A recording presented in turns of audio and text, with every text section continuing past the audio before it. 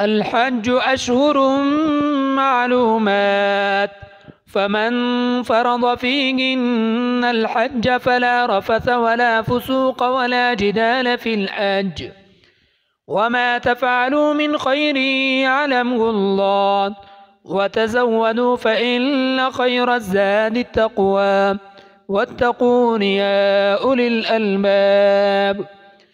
ليس عليكم جناح أن تبتغوا فضلا من ربكم، فإذا أفضتم من عرفات فاذكروا الله عند المشعر الحرام، واذكروه كما هداكم وإن كنتم من قبله لمن الضالين.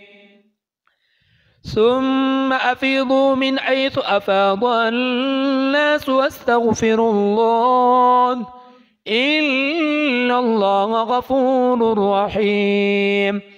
فإذا قضيتم مناسككم فاذكروا الله كذكركم آباءكم أو أشد ذكرا، فمن الناس من يقول ربنا آتنا في الدنيا وما له في الآخرة من خلاق، ومنهم من يقول ربنا آتنا في الدنيا حسنة وفي الآخرة حسنة وقنا عذاب النار. أولئك لهم نصيب مما كسبوا والله سريع الحساب. واذكروا الله في أيام معدودات، فمن تعجل في يومين فلا إثم عليه، ومن تأخر فلا إثم عليه لمن اتقى، واتقوا الله واعلموا أنكم إليه تحشرون.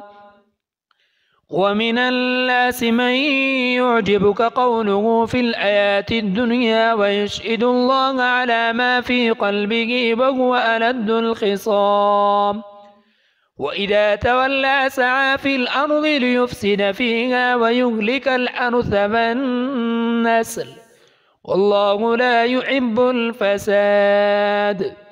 وإذا قيل له اتق الله أخذته العزة بالإثم فحسبه جهنم ولبئس المهاد. ومن الناس من يشري نفسه ابتغاء مرضات الله والله رءوف بالعباد. يا أيها الذين آمنوا ادخلوا في السلم كافة ولا تتبعوا خطوات الشيطان إنه لكم عدو مبين.